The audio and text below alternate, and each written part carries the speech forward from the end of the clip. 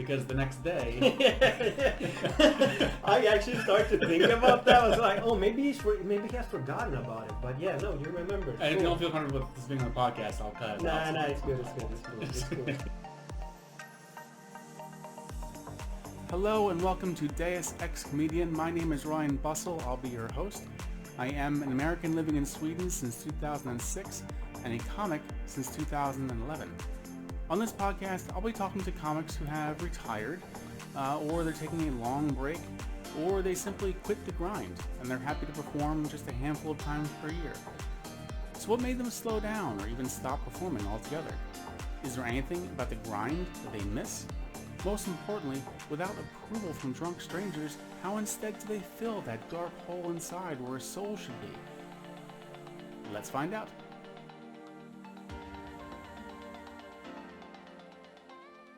Okay, well, for my first guest, I am very happy to have the Joe Rogan of Sweden, Paul del Valle. Thank you. Thanks, Paul, for meeting me. Thank you very much. Thank you for coming to my place. Yeah. It's very cool. We actually did not plan for this at all. Like for me, I didn't realize today would be St. Patrick's Day. Yeah. And that is really appropriate because today marks, for me, 15 years living in Sweden. Oh, really? And it's also my 10-year anniversary in stand-up. Oh, wow. Although I barely performed last year, so I'm not sure I should count it. But everyone would, so yeah. Screw it, I'm going to count it. So 10 years in stand-up. Ja, man får säga grattis då. No, tack så mycket. I do speak Swedish, but I know. Yeah, but not now. No. Take it in English. Yes, no problem. But it's cool to be here. I want to explain just a little bit of background of what I'm actually doing here. Sure. So, like I said, it's been 10 years since I started, and last year I barely performed. I could, but I don't really feel like it, and I haven't quit because I am planning to start again or perform again when the pandemic's over. I want to open a club again. I'll do all of that, but I'm not in any hurry to do it either. No, and I don't miss it really at all, which I find very fascinating because I fell in love with stand-up when I was 11 years old, and I don't feel any less passionate about it now than I ever did. And yet, I'm missing that drive to go do it. So last year I've done nothing. I've been unemployed. I've done nothing for last year. But I thought a lot about people who've quit that I've known. I mean, I've known so many people who either just quit completely, long before Corona, quit completely, or just people I saw like several nights a week, but then suddenly just didn't see them anymore. Yeah. And I was always very fascinated by them.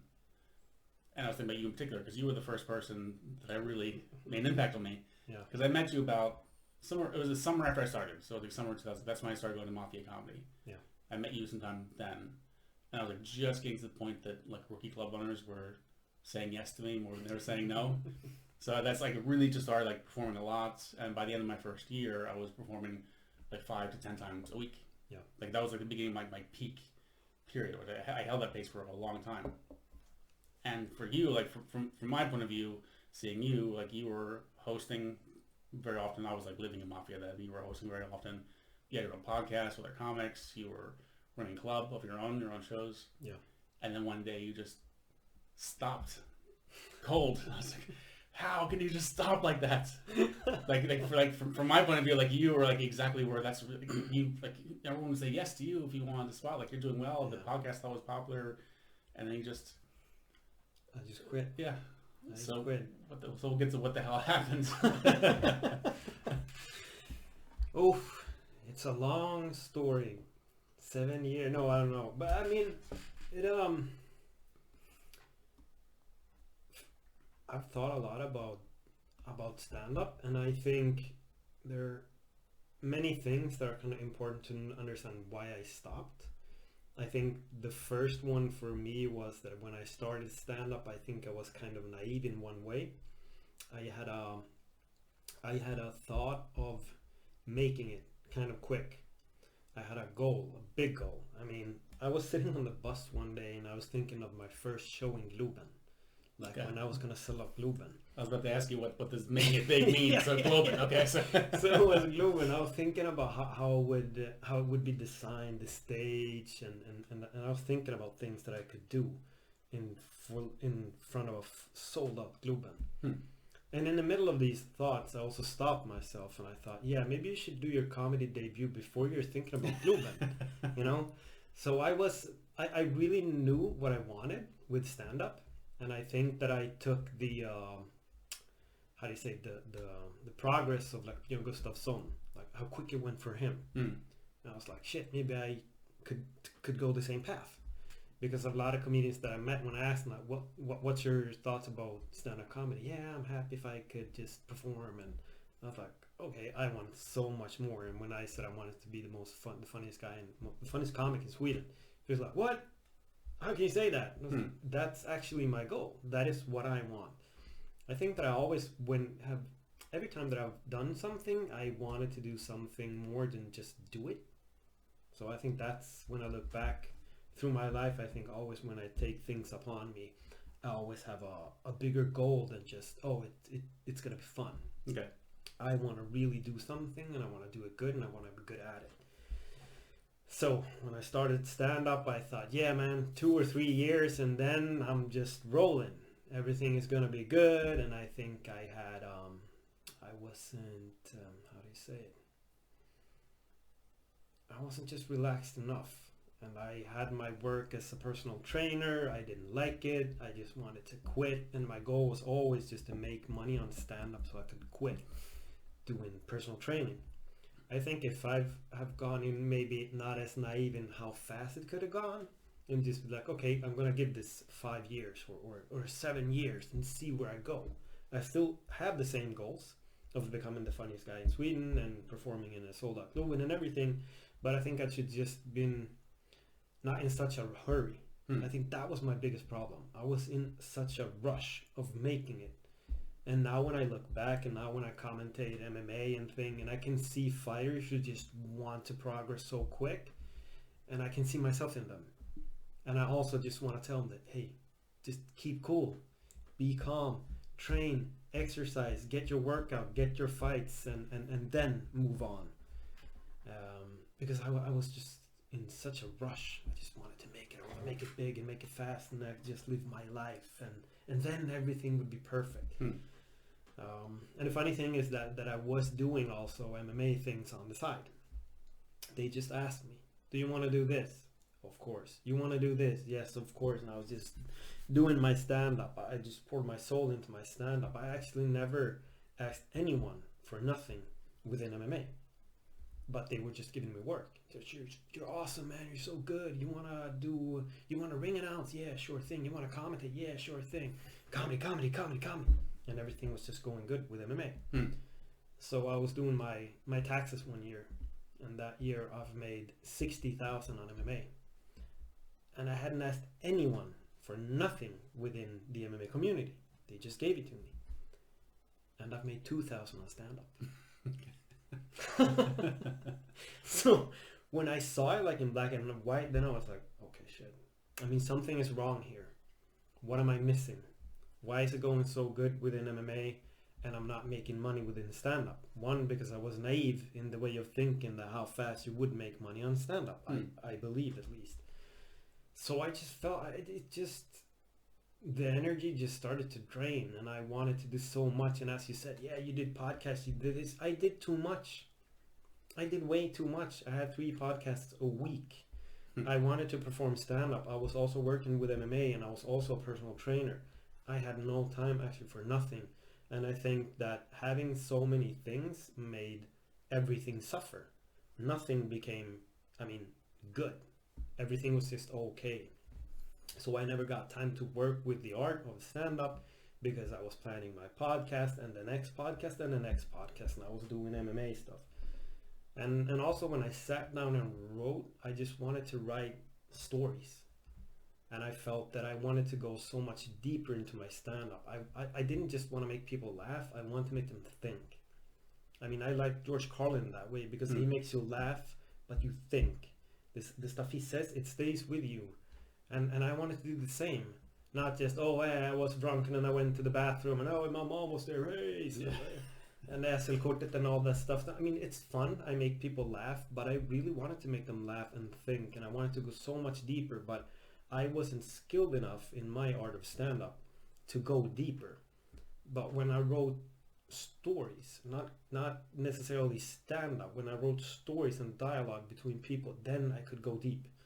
I could go much deeper, and I could make stories about life, about society, how people work and everything. And I think now if I would start to do stand-up, I would probably be in that way. I would probably go deeper into the stand-up, and I think maybe I could do those kind of jokes today, but I couldn't then. Yeah, let me ask you a question sure. on that front, because you're talking about writing. Yeah. The thing is, when I saw you, I must have seen you just do a set now and then, but I just remember seeing you host all the time. Yeah. And I really don't remember you having material. Like, I remember you had a bit about something to do with like what names meant. Yeah. That would be a recurring bit. But otherwise, from my memory was of just seeing you do crowd work, and you were very good at it. Yeah. Which made me very jealous of the time, because I didn't do any crowd work then at all. Mm. And I still really don't. Yeah. But if you had that kind of like writing ability, yeah, why were you so much more focused on the crowd work? Or Yeah, was that hosting thing? No, it's a good question. It's actually a real good question, and I've thought about that a lot too, because I think maybe if I didn't do as much hosting, then maybe I would have become a better comedian. Because when they asked me, "Do you want to host?" it's like, yeah, okay, I can go in, then I don't have to necessarily sit and make my sets and my bits, and I can improvise. I really enjoy crowd work. I love just talking to people, and so I just got how do you say it? Comfortable. I just became comfortable, and then it was okay. I can do crowd work, and I can do MC, and I get my stage time, and it's good. It's fun. But then I think I cut back on my maybe sitting down and writing, because I had podcasts and everything, you know. So I've also thought about that, and maybe if I didn't do as much MCing, maybe I would have focused more on my own act, on my own comedy. But every time that I really sat down and wrote, I just got into telling longer stories and making dialogue between people, and it was more like sketch comedy or movie scripts and that kind of storytelling that I wanted to do when I sat down and wrote. So in the end, I actually wanted to write a book, and then I was like, fuck it, I'm just gonna focus everything on just writing one book, which I actually did. But it's not released because it's written like shit, but I still believe in the story. But then I wasn't good at writing. I mean, in a book form, I did so much wrong in my writing, and when I look at it now, it's just pathetic. I mean, it probably looks like it's written by someone who doesn't know anything about writing, but I still believe in the story. So, but when it comes to a book, you really need to smith the words, you know, like make them the right way. And it's different writing and then going up on stage and performing. If you're going to write a novel, it's a different thing. But actually I did write a book, and I just focused solely on that one. That's like the first time that I actually felt 100% free in my writing too. Just like focused 100%. So I think that was more the thing. I wanted to tell stories that I felt that I couldn't do within my stand-up. And you're right, it's actually a lot, because I did a lot of hosting. And in the end, I was just, I don't know. I think it's different now because I see that people make money on the clubs. I mean, I didn't. I barely did it. I mean, sometimes, I gotta say, Last Lap Mafia, he did pay me.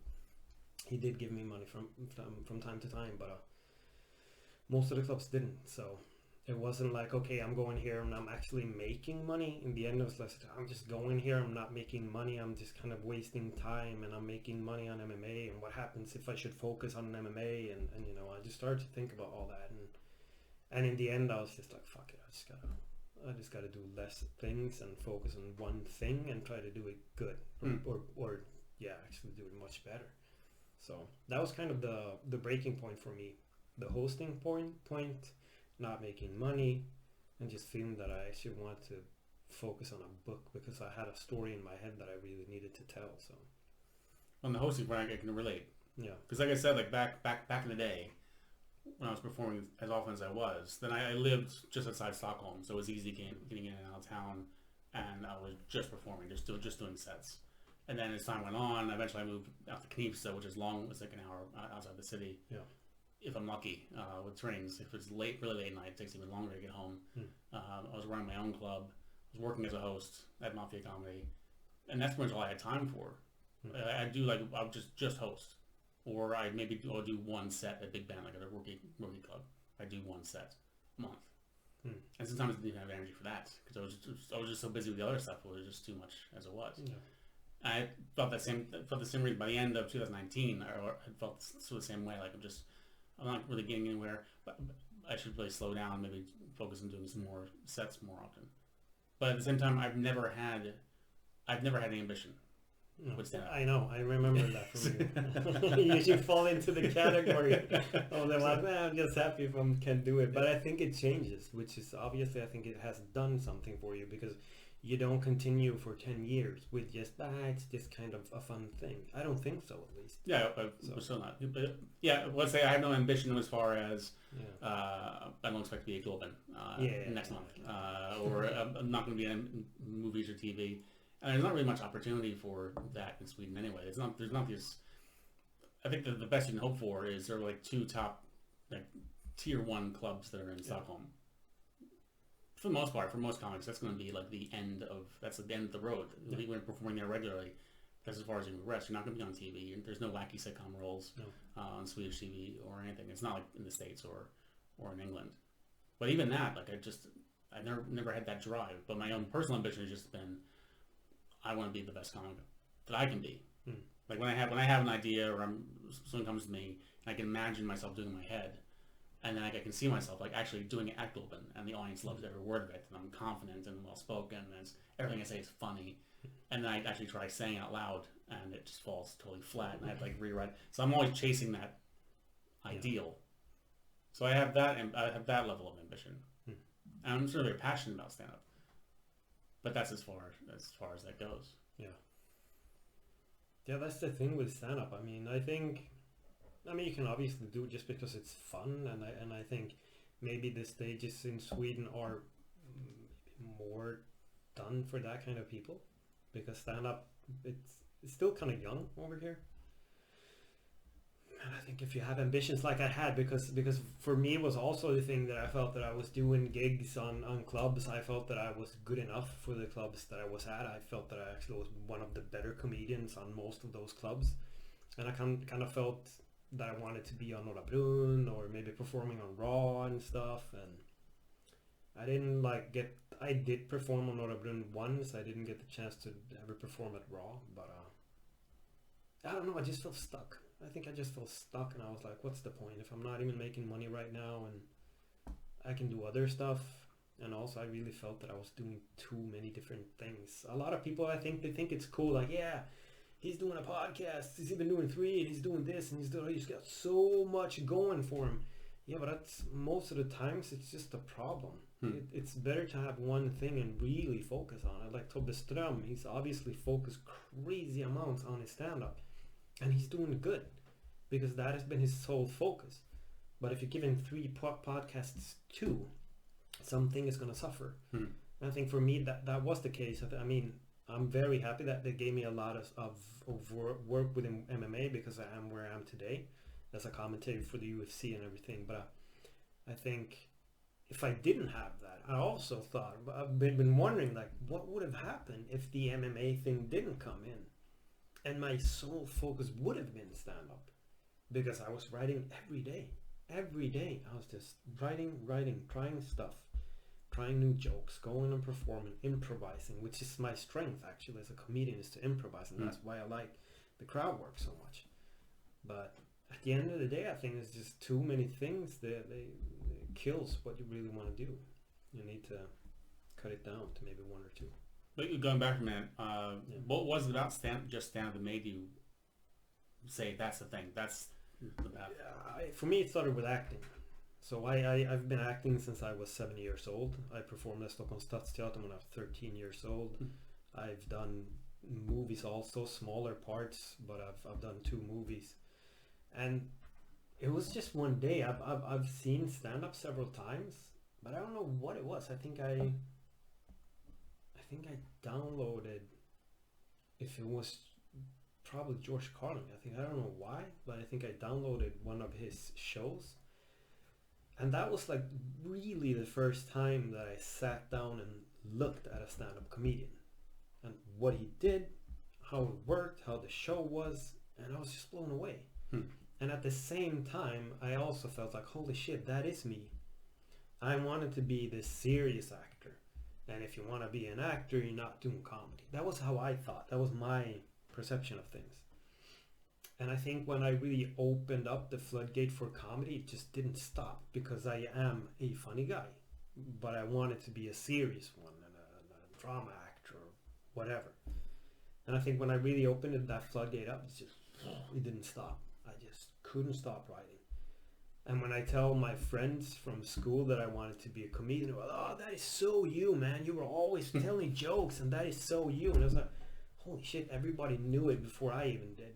No, so that's the opposite how it usually works. Usually when people say to their friends and family they're into comedy, they say, you're not funny. Yeah, exactly. But friends from school, like, holy shit, I can really see that in you. You were always telling jokes. You were always like the class clown and just making fun out of things. And I was like, it's kind of right. And I saw George Carlin. I was like, shit, in some way that is me. Standing on stage and telling stories. That is what I want to do. So that really catapulted the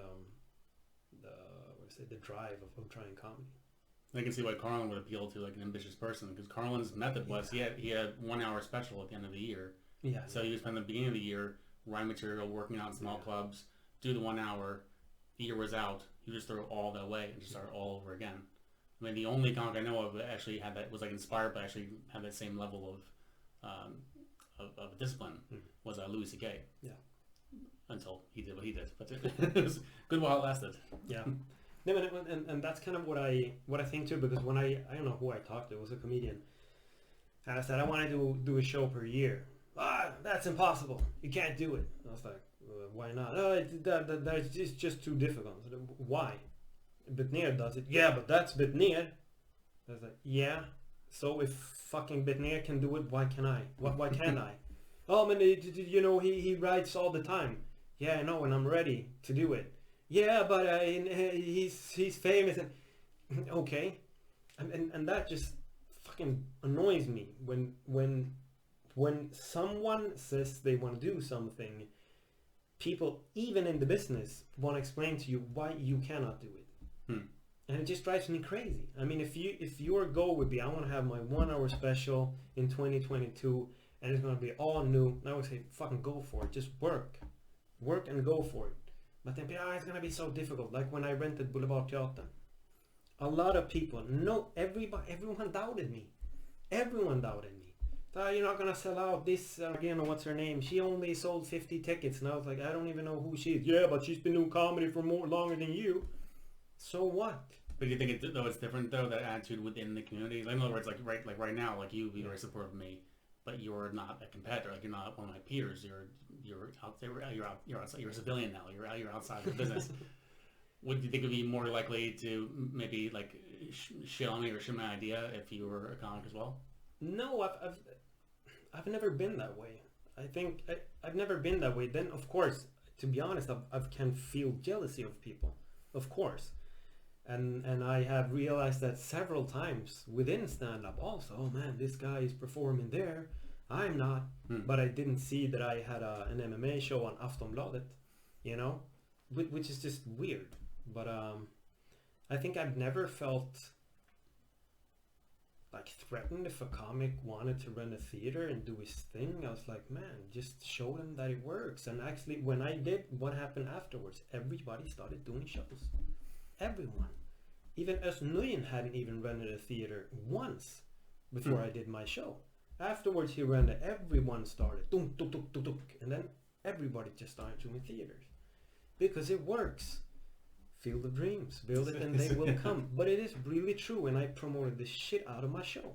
And I had my YouTube channel was not huge, but kind of big. And I thought, dude, 199 spots? I can sell that out. It's no problem. I just pushed for it. I even made a trailer on YouTube. People came because they saw it on YouTube. So they came. And I think I put out all my money by myself, and I wasn't at least a rich guy then. So it was expensive for me to rent a theater, but I was willing to take the risk. And I think if you don't take the risk, nothing will happen. And that is why I'm annoyed when people don't support you. If you have a dream and you're striving for it, and just push people along instead. Then of course there are people that maybe shouldn't run a theater. We gotta be totally honest Right. too. And maybe people thought that about me, but I in my head I knew that I have an hour. I just gotta put it together. The problem was that I had never performed an hour. That was the thing. I've done 20 minutes and I've done different bits, and I had to piece it together. But I did 1 hour exactly, and I sold out, and I got standing ovations, and I think that surprised a lot of people. And I've only done comedy for 3 years.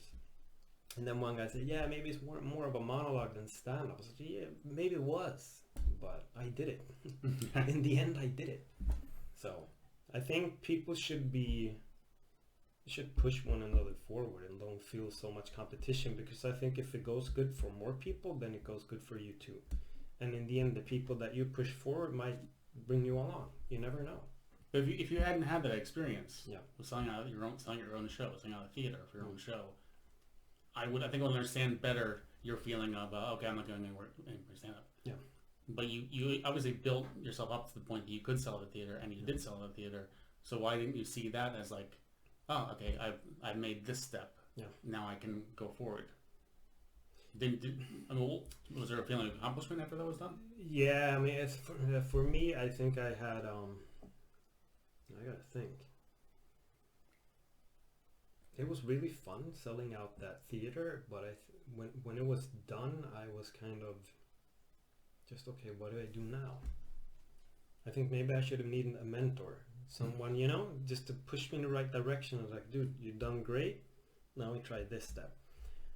It was like I along the way had to invent my own wheel in some weird way to realize what the next step was. And when I did my show and maybe I didn't get the opportunity to perform at like Norra Brunn or Bra, I felt kind of, okay, fuck it, I did a show, but now what? I didn't know what to do. And I didn't have amounts of money to just go on tour and promote my own show. I needed someone. I called Rua back in the days and asked them. I told them I sold out, I did this, and do you want to help me with the show? And they was like, oh, cool that you did it, but right now we cannot help you with too many comedians, blah, blah. So,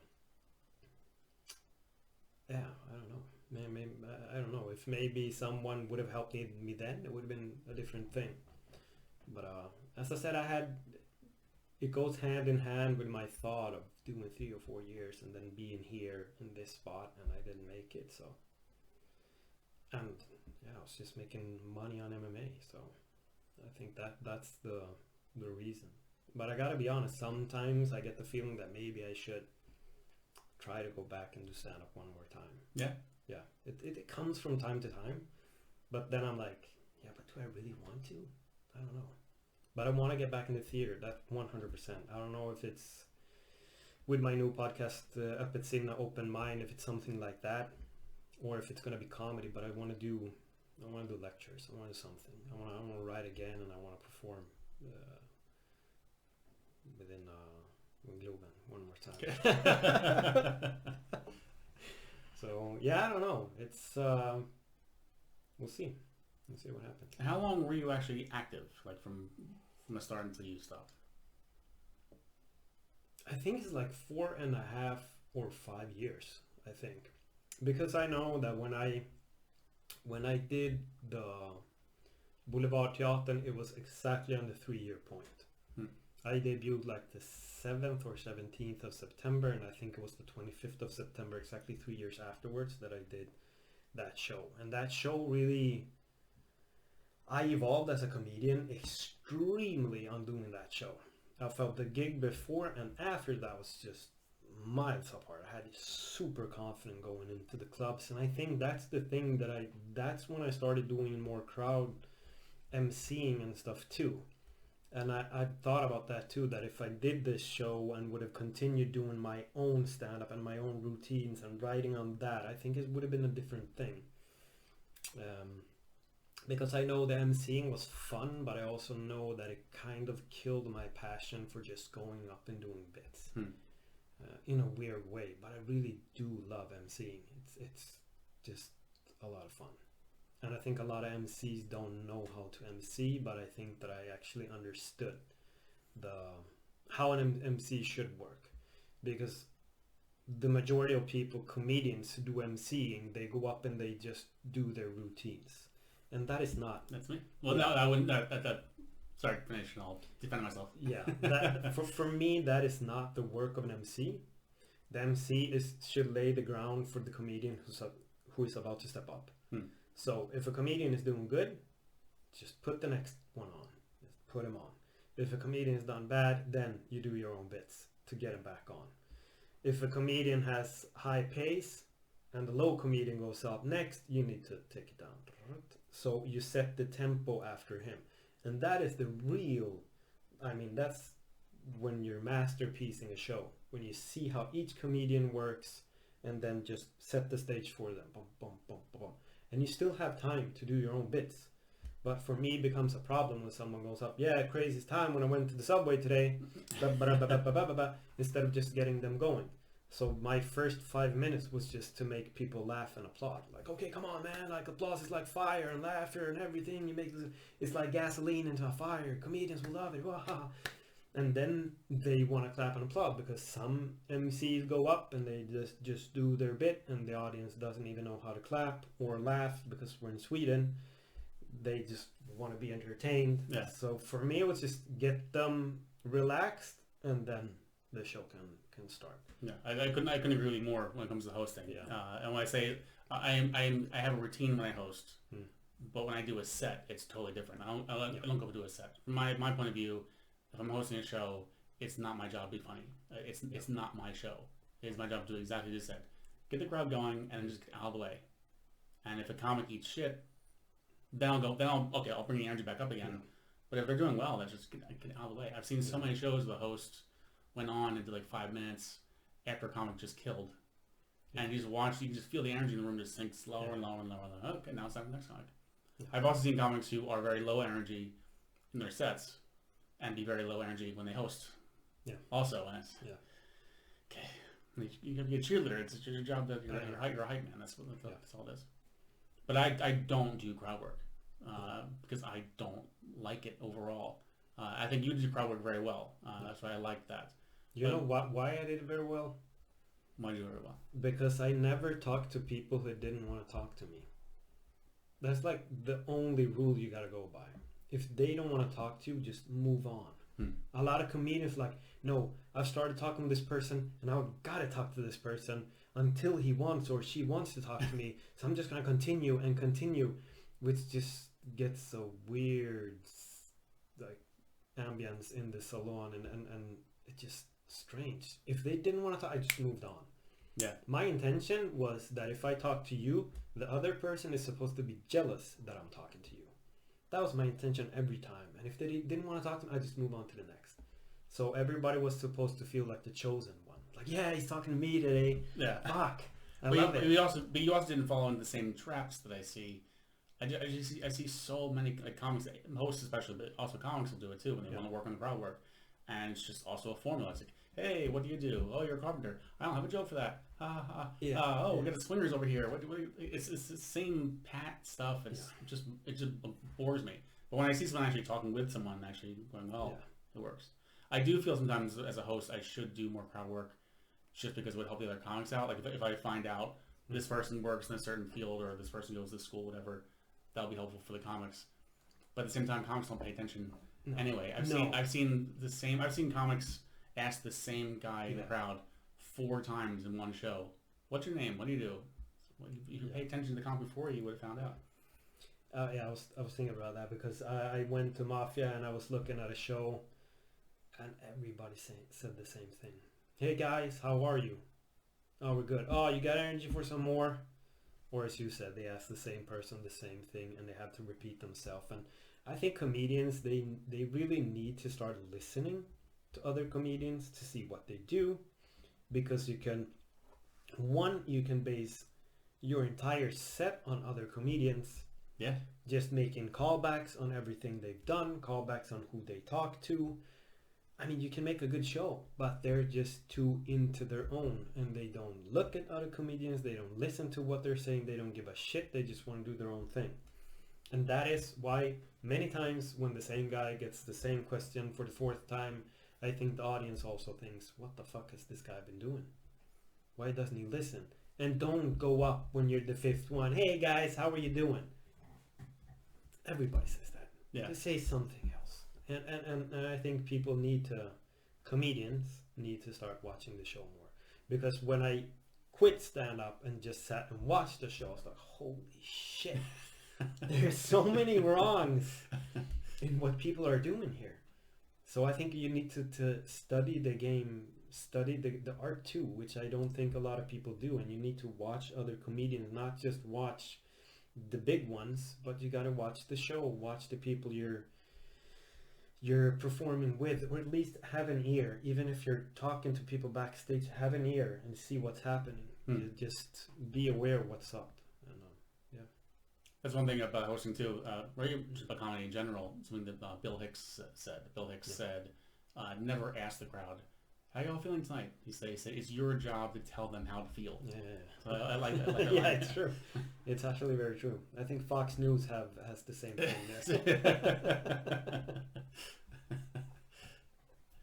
One thing I was thinking about was your time period when you were active. Yeah. You came in with this grand ambition, going to Globen, and then after 4.5 years decided to leave that ambition. Yeah. I think it's very interesting. I'm always very fascinated by this because Stockholm, I think it's a symptom of the fact that stand-up is so relatively new in Sweden. First of all, Stockholm should the city the size of Stockholm should not have as many clubs as are available. But it's amazing what a great opportunity it is. But if you go anywhere else in the world, you go to New York City, you go be in London or LA, and you tell anyone you've been performing for less than 10 years and call yourself anything but a rookie, they're just going to scoff at you. But here, it's like, I'm not a rookie. I've been performing for 2 months. There's no good word between rookie and established, but no one wants to be called a rookie comic. Everyone is just veteran. I'm a veteran. Doing this for weeks now. And I think that is because, I mean, to be honest, most of the comedians are rookies in Sweden, even if you go by the big ones. Yeah, I'm the oldest rookie you'll meet. Yeah, so they're rookies too. I mean, there's not many comedians that performed for 10 years. I mean, when we were performing, I don't know how long Betnér had performed at that time, or the other ones. Maybe they obviously had probably 10 years, but they were established comedians within 3 years because you had no comedians going. And that's the thing you can see with a lot of comedians at Norra Brunn who have started early, who are actually crap, but they started early and they are like the old guard. Yeah. The big comedians, because they are like the 5 who started comedy in Sweden.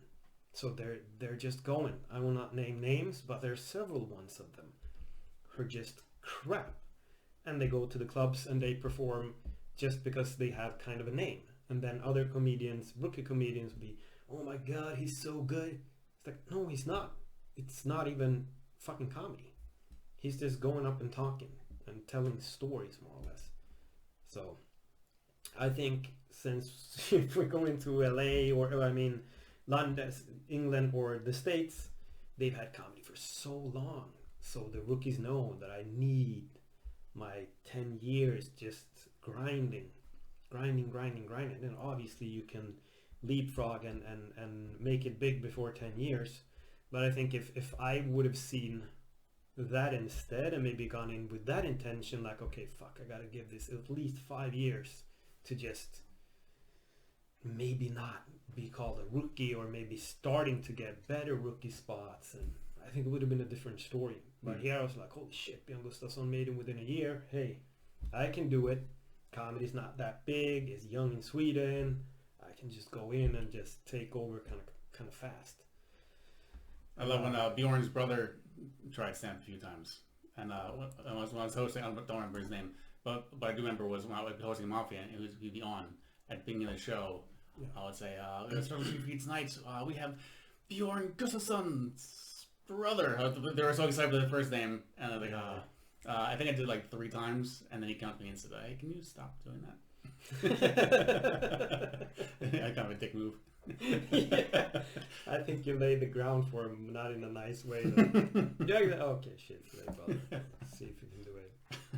But I mean, it's an interesting thing. I mean, stand-up, it's interesting.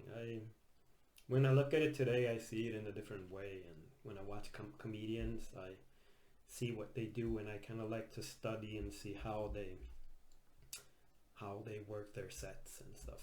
And I think that's the same thing I've heard a lot of martial artists, MMA fighters, when they quit, they're like, I'm a much better martial artist today because they really view the fighting and they view the game, which I can do now with comedy too. I can see it in a different way, and I just I see more than I saw before. So if you came back to it today, do you think you would? Because you enjoy, like you say, you enjoy improv, you enjoy the crowd work. But if you came into it now, would you go in that same vein, or would you actually, or would you more? If I were, the thing I've said to myself again, if I would ever perform again, it would actually to make it big. I wouldn't go back just like, oh, it's a fun thing. Then I would MC. If I would just want to like, okay, I just need to get on stage because of, I don't know, a lecture or something, then I would MC. But if I would go back 100%, it's like, okay, I'm doing a bit. Then it would be, my intention would be 100% to perform, rent out a theater or sell out a theater or something. I would not just go back and start writing comedy just because I just want to go in and have fun for a month or something. So that's what I've said to everyone that's asked, that if I'm going back, it's just to be the best, nothing else. But if I need just stage time, I'll probably MC. Laszlo's asked me so many times, man, you got to come back and MC. So like, yeah, I don't know. Well, you're still the voice of Mafia comedy. I thought it was Jan Westerlund.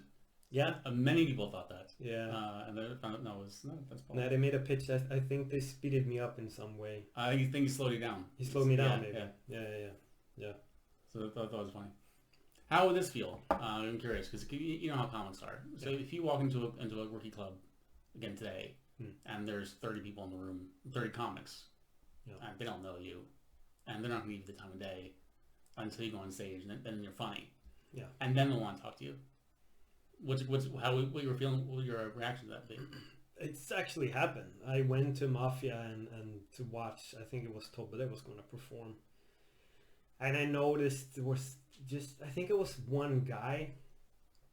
I was really happy to see all the comedians. He didn't perform himself. So, oh, hey, and he didn't know who I was at all. And I mean, it didn't. I don't care actually. I didn't care. It was just fun because I remember when I was the one that people wanted to talk to within the comedy stage. Now it's reversed within MMA. People recognize me because who I am over there. But nah, to me that thing, it doesn't matter. I wouldn't care. I gave a friend of mine a hard time because he had that experience. He hadn't been to this club in a few years. Had that exact experience. Just walked in and no one gave him the time of day, and he was so pissed off. He just like told me, he was like, it was the same like this feeling like, don't they know who I am? Like, no, they don't know who you are, and comics are dicks. So. Yeah, but the people who know who I was super happy to see me. That then it's in reverse. Holy shit, Paul, man, how are you? Are you back? Are you gonna? No, I'm just watching. Okay, shit. So everybody who knew me, they were just super happy to see me. But then there were people who were fans of comedy who didn't know who I was. But I was like, I don't care.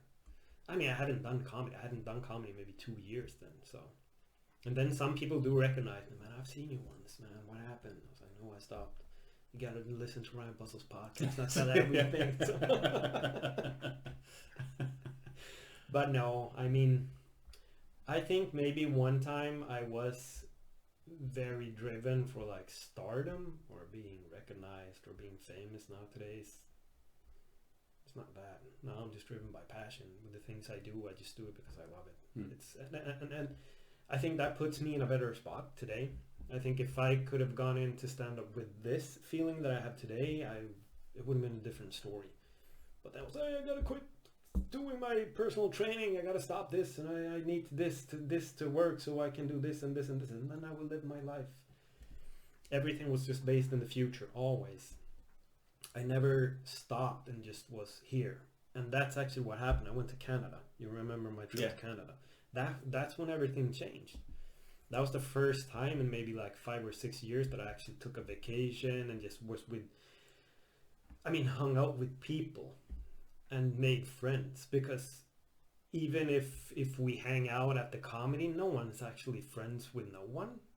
I mean, if you really look at it, it's most like, hey, this guy is funny and this girl, da da da. But there I got the feeling this is people who really see me for who I am and not for what I do. So I got brought in and just enjoyed life for 2 weeks. And when I got home, I was like, holy shit, I'm doing too much. I gotta stop doing things. And that was when I started to, ending my podcasts, and maybe 2-3 months after that, I was like, fuck it, I'm done with stand-up too. So I think that trip really changed me very much. Going to Canada, it was just like a reality check that I've been just working and never take a vacation, just work. Every time that I had a vacation, I was just writing and still working, and I never stopped. But those 2 weeks just changed everything. I didn't write comedy, didn't do anything, just went out on hikes, we went out to eat, we just hung out, and I was like, holy shit, is this life? What have I been doing?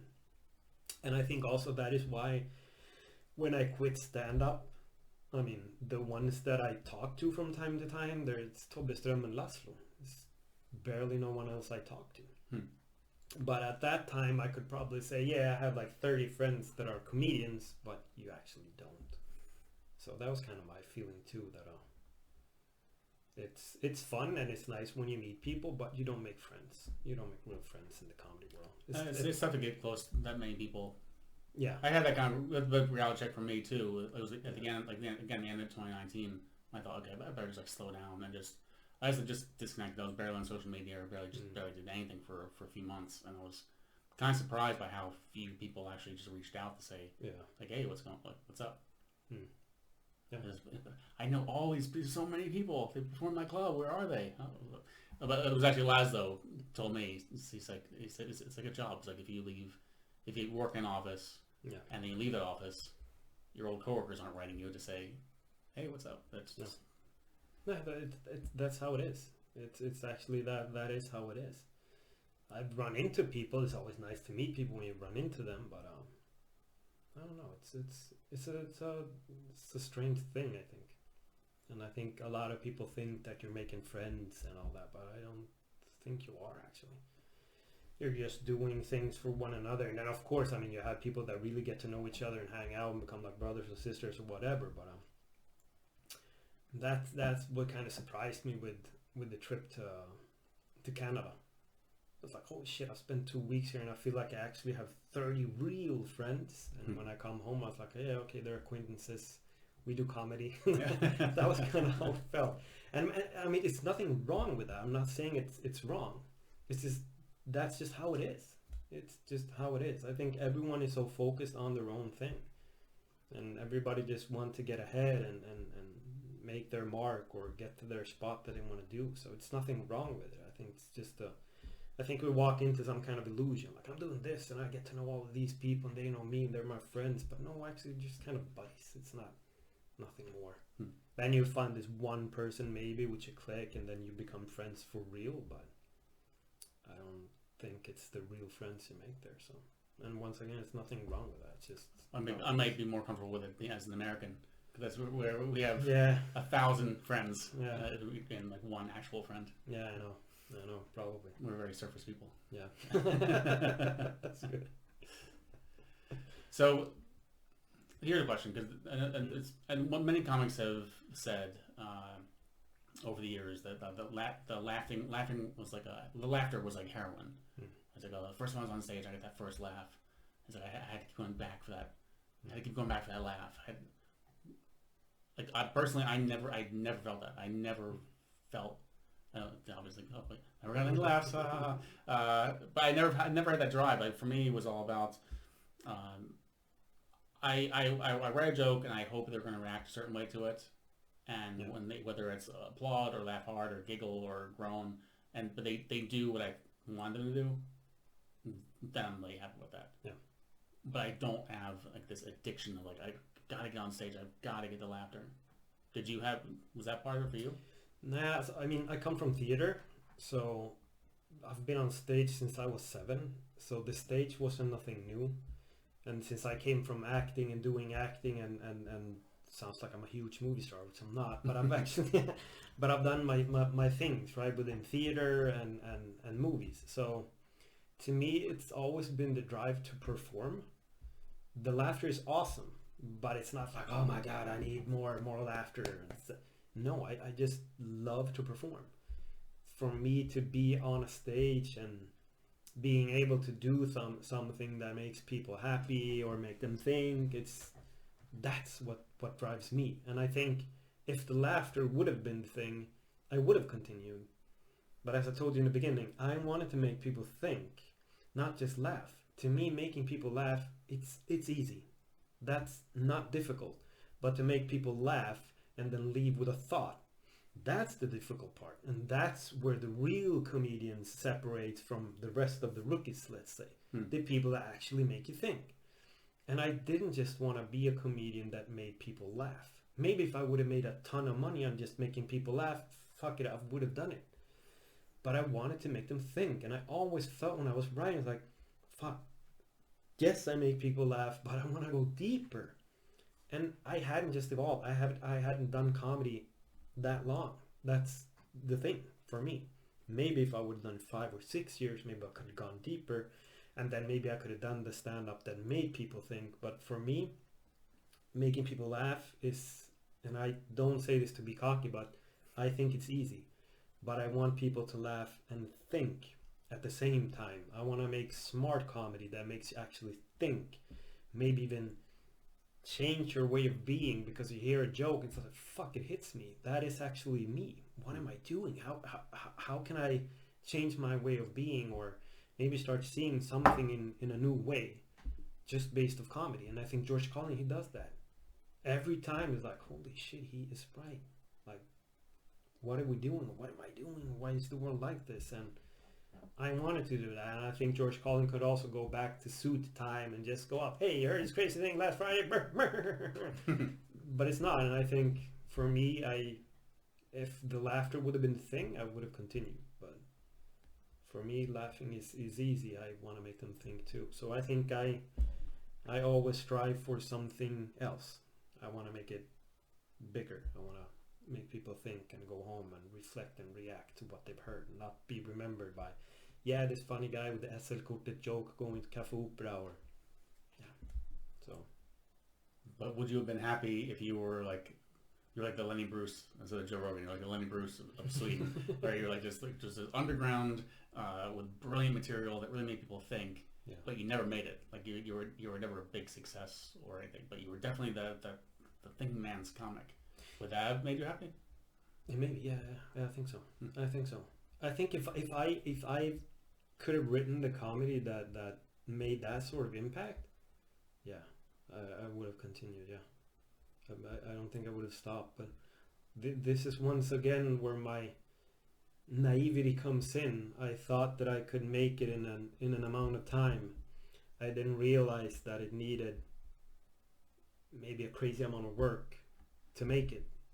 So, like, I listened to an interview with Dean Koontz, the author, and he said that he gave himself, I think it was 4 or 5 books, and if he didn't make it by then, he was done. But he would write 5 books, and he would just quit his job and just write these 5 books, and people thought he was crazy, but his wife backed him up. She was like, okay, if this is what you want to do it. And that just made more sense to me. He didn't write 1 book and think, oh yeah, I'm writing a book. Ooh, if this one doesn't make it, I'm done. He actually knew, I need to write maybe 5 books before I've actually written my first. And I kind of went into that mindset when I started writing. I was like, I'm going to write 5 books like Dean Koontz. If I don't make it, at least I've tried. So I've written 2, but then I kind of stopped. A lot happened with MMA, and I kind of got off of writing because I got the UFC deal here in Sweden by playing all that stuff. But that progress, I think, or way of working makes more sense, and that is not a naive way of looking at it. And I think if I could have done that maybe with my stand-up, like, okay, first I gotta perform I can, because I'm an actor since way back I've been acting, so that's not a problem. But okay, I gotta find my own self, I gotta find myself, I gotta find my style, I gotta start writing, and I gotta perform. Everything's gotta be interconnected and woven together, and then become the art. And maybe it takes 5 years just to find myself in the way of a comedian that I want to be. So I think if I wouldn't have been 3 years, Björn Gustafsson made it, so I can do it in 3 years, and boom, everything. Yeah, maybe if I would have had a plan of like, I need this amount of time, I need to focus on my writing, I need to try this and this and this and this, and then maybe it takes these amount of years, and then maybe I can go here. Yeah, it would have been a different thing, I think. I get the feeling though that you are a really tough critic of yourself. Yeah, Though. very So I wonder if those books will ever be released because you said you looked at them and they're just absolute. No, shit. I actually sent them away. Okay. They've been sent away. I just got it's called refusal. Yeah. Yeah. No, and I can see the funny thing was with the second book that I wrote, I actually wrote much better than the first one. The first one, I was the type of guy who read too much in English, which is a problem when you start writing in Swedish, of course, because I barely read my own language. So there were a lot of faults, like spelling wise. I made crazy amounts of errors. On the second one, it was much better. I've learned a lot. But the thing was, when I printed the second book, and it's in the printer, and I think half was printed, and I take it out, I just see the page and see a meaning. I was like, holy shit, I can change that to something better. And I was like, oh, if that's the first feeling I get when I take it out, I gotta rewrite this one a lot. So I was planning on writing my third book, but then just everything blew up for me within the MMA community. I started getting tons of work, and I was like, okay, I'm gonna take a break from writing, which was just so wrong. And I still have that thing in my head, like I want to write more books. I want to sit down and write, but that's where the Dean Koontz part comes in, because you will never write your first book and just make it. I mean, it happens. I will not say it never happens, but you need to write several books. And I just thought that this book is shit. This one is this one's a little bit better, but maybe the fifth is actually a good book. It's well written, and it has a solid story. So that was kind of my plan with writing, and I just went in with a different point of view of how to become an author. Read a lot in Swedish first and foremost, and you see the faults I do. So, and then you can become just better at writing. Just write. Because if you're gonna write a book, it's not just a question of having a good story, because books can be a shit story, but they are just written in an amazing way. The way the words are formed, the meanings and sentences are formed, which is just holy shit. And what is the book about? No, it's about a tomato can and nothing special, but it's just awesome. It's like, whoa. So that's a different thing with writing. When you're writing a book, everything has to be 100%. So, but that was the problem I ran into, because I had an idea for a book idea that I got really excited about. And I could see it. I could see it. Like I knew how it started. In the middle, I knew how it ended. There was like some spaces in between. I wasn't quite sure, but I thought I'll get there. And as I wrote, I was writing like dialogue between two characters, and I was surprised as I wrote, like what they were saying to each other. I was like, oh, this was really exciting. And then I read The Amazing Adventures of Kathleen and Clay, which is a Pulitzer Prize-winning book, and it's so perfectly written that just made me go, I'm never gonna write anything like this, and just stopped. Just never. It's just barely, leave the idea in my head, because it's perfect there, rather than waste time writing it down. That's like you don't have that same drive.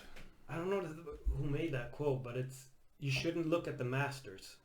You should look at the one that are mediocre, because that's where you can realize that you can make it. So never compare yourself to the good authors. You need to compare yourself to the ones that have a book published and it's okay, and it's received, good critique.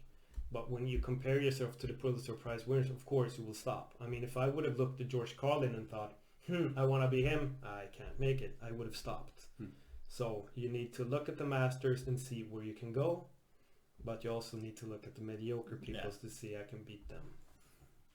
And plus, remember that they actually worked to get to that point. Exactly. Yeah. And that's another good quote. Never compare your first chapter to the 52nd chapter of someone else. And the one quote I had in mind say too was, art is never finished, it's abandoned. Yeah. It's true. It's true. You can always make it better. Just always hold back on the printer. I can fix that. Yeah, I know. Yeah, you gotta find a part when it's good to stop. But I think the good part to stop is when you see something and you don't feel like, I can change this, and this, and this. There's, okay, that I can change, but that's good. No, that's good. But when you see it immediately, it's like, oh shit, I gotta rewrite this one. So one question I had for you also was about, so you had this level to perform, you really enjoy it, and you enjoy the improv of it. Why not, have you performed at all since you stopped, even once? Yeah, I did one lecture, but I haven't done comedy, no. Oh yeah, wait. Was that before or after? Actually, my friend had a wedding. It could have been that I was done with comedy when I performed at his wedding. Because in my mind right now, when I remember that I hadn't done comedy for some months, and when he asked me, I was like, I think I'd stopped. So there could be one time that I performed actually afterwards. But no, then it's just a lecture. But that wasn't comedy. It was a motivational speech. But you know you could perform. Yeah. If you want to perform once, Yeah, of course. you could do it right away. And I am performing. I mean, I do commentary more or less every week, which also is I'm performing. It's just the audience doesn't see me, but I'm still performing, and I think of that way when I'm on TV. I still think of ways that I can make the show fun. I still work like the same way I'm emceeing. When they have the walk-in, I sometimes base the tempo off of the music they have, or something like that. So I still do some sort of performance when I'm commentating. Sometimes also when I do my own podcast, I have episodes which I call "Öppnar mitt sinne." I open my mind, where I tell my story, and I'm alone. And that's also sometimes I go into some sort of performance, and I can feel the comedy coming up sometimes, and making jokes and stuff within this more serious and deeper, because I really like to go deep and talk about life. So, and that's when I perform. But yeah, to answer your question, if I wanted to perform, I could. Yeah. So my question is, why don't you want to? Yeah, I think I kind of answered it earlier. It's because if I go back and perform, it's not just, I don't want to go in and just perform one time. If I'm going back and I'm doing comedy, I want to do it for real. If I'm not doing it for real, then why should I? It's more, yeah, I think that's the thing. And I think also because I respect stand-up. I have a lot of respect for stand-up. I have respect for comedians who do sit down and write and perform and go out and do their thing. And for me to just go back just for one time, I don't need that ego boost. Then I can host the show. I could go back and host a show, and that sometimes pulls me. Well, my answer to the question, like when you say why would I bother, my answer to that would be because you enjoy performing. Yeah, I do. So this would just be you enjoying performing. Yeah, I know. You don't have to go all in just because you put your toe in the water. I think I'm just that kind of person. I think I have to do a lot all in or not. So, yeah. All right. Mm-hmm. That was a good talk. Yeah. So I'm thinking, for the podcast series, I like to end each show on a war story exchange, because that's the one thing I really miss about hanging out with other comics, is just telling each other about the horrible corporate gigs or the best gig ever.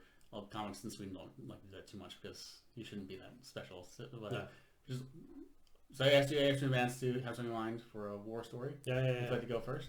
Yeah, I remember one time when I was at Big Ben. I don't think I have even, maybe I've performed a year or something. So I improvised an act, 100% improvised. I just knew what I wanted to talk about. I had 5 things that I wanted to talk about. So I went up and I performed it. I don't know, I just got into some kind of crazy flow on Big Ben, and everybody laughed. I mean, everything was just crazy fun. They laughed. I killed it. 100% killed it.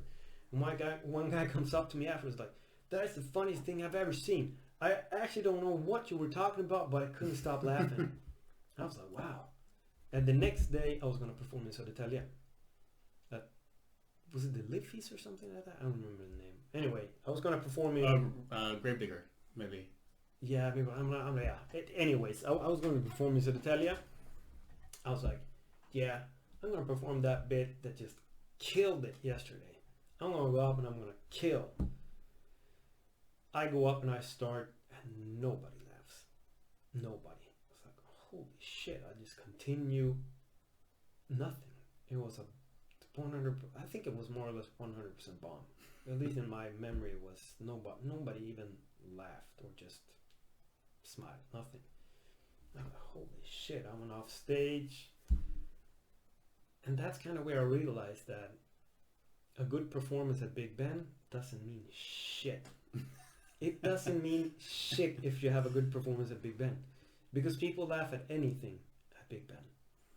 And for anyone listening who does not know Big Ben is, so Big Ben is like it's like the rookie club in Stockholm, and it's a great room. But people are definitely it's really known for comedy, so people really know to go there for the show. They're attentive and they're good for the most part. But it's like you say, it's not a good. I've known comics over the years who say that Big Ben is that it's the only place they'll perform, or it's the only good club in town to write jokes for. It's like, no, because you'll never get an honest response. Never. And when I watched Trump, when he's doing his rallies, and everybody's laughing and they're applauding and talking, oh yeah, and he can say anything, it's Big Ben. But then when he went to the UN, and he was saying, yeah, United States, it's going better than ever. Yeah, he got laughs at the UN. Yeah, but it was quiet first, and then people that he was like, yeah, I wasn't expecting that reaction. No, because you're not performing to your audience. This is not your audience. They won't applaud you, but he thought they would. He was like, okay, this works everywhere, and he goes in and he thinks it's gonna do good. No, you're at Big Ben most of the time, and now you're in the real world, and then nothing happens. You need to be much better and sharper than. So yeah, that was kind of my. When you asked me about this one, I was like, yeah, that is the one. So I was lucky when I started because there was Coverfields was around then. Yeah. And Coverfields is just one of the absolute worst clubs. I love it to death. It was so bad I love it. But that was a place I knew, like, okay, if I can make someone smile at Coverfields, I'll get a standing ovation at Big Ben. Yeah. That's when you know that this is a good joke. Yeah. I got to smile at this bar. I remember when I performed at Copperfields because it was you not know what was his name? Carl-Axel. Carl-Axel had a club, and then there was this lady too who was with him in his club. Margareta. I mean, she's got to be an idiot. I mean, sorry, but she's got to be an idiot because she's actually since starred in a movie with Matt Damon. Really? Yeah. I've heard about that. When I was performing, she was looking at me like I was dumb. And she ran the club. And she was looking, when I did my jokes, she was like... While other people was laughing, she was like, who is this fool? It's like, I'm performing at your club and you're looking at me like this and you're sitting front row. What's wrong with you? What's wrong with you? No, to me, she was just crazy strange. But yeah, so that was another experience. But I got the rest of the audience laughing. If I didn't have this podcast, I'd have a podcast just about Copperfields. Yeah. There's so many stories. Yeah, it was another comedian who has funniest thought about Copperfields. Like, yeah, but Copperfield is really good. It's like, why? Because even if they talk, it makes me still do my performance. And if I can do that, I can perform anywhere. I was like, really? It's like, yeah. I was like, bro, go and stand in Kungsträdgården and do your comedy. They will pass you by. You can do your comedy. It's the same thing. It's the same thing. It was just a weird way of viewing it. But yeah, for him, actually, he thought it made him a better comedian. So, yeah. You can stand up the highway too and do your comedy. No one will laugh.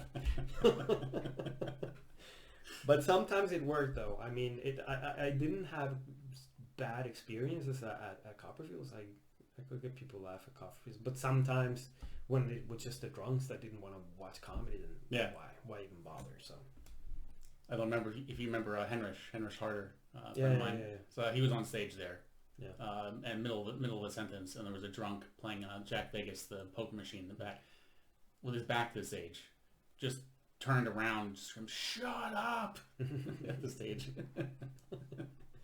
Did he stop or did he continue? I continued. Yeah. Yeah, that's Copperfield. Fantastic place. Yeah. I could tell a million stories about the place, but the story, there's one story I've got to tell while we're talking to you. So this is back in the day. So Mafia Comedy was at Underbar Bar, and it was a Saturday night. And I don't want to be like one of those people that looks back at the past, like the nostalgia, and it's like, oh, it was so much better in those days. But I think that was actually the most fun place I knew to hang out. Yeah. Because we had like our own like area for the comics and hang out, and then after the show it was a nightclub also. Yeah. So it was usually just like a fun time. Mm. So I was on stage and I did like probably like 6 minutes set. I hadn't been performing that long at the time. At the time, my big closing bit was, I'll try to keep this family friendly. I told the crowd that I invented a pill for men that would make a certain bodily fluid taste like chocolate. Yeah.